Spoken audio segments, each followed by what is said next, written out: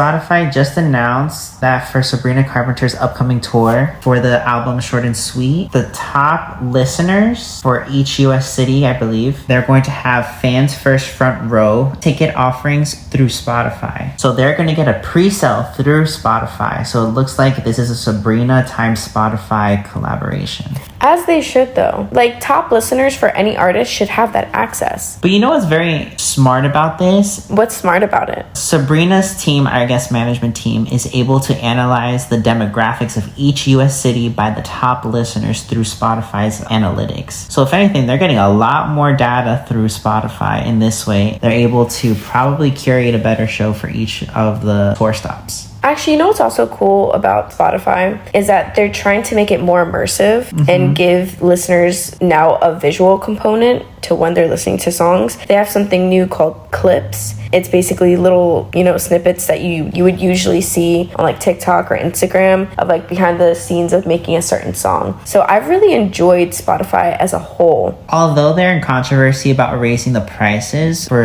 Spotify subscription. No, don't do that. For me at least, I like the immersive quality of Spotify compared to like Apple Music. At least on Spotify, you get audiobooks on Spotify. There are podcast shows on Spotify. You can even watch the actual video of the podcast show on Spotify as well. Good Children is one of my favorites that I listen to. I think they're hilarious. I think Spotify has done such a great job at creating the visual aspect to complement the audio aspect of it, which to your point makes it more immersive. And now connecting it to each artist's show, and I think they're testing it with Sabrina, where they're offering these like ticket sales through Spotify specifically. I think it's going to create such a stronger collaboration between the artists and distributors. But unfortunately, Spotify doesn't do very well with independent artists. If you are a huge name like Sabrina Carpenter, obviously you're going to get a lot more income.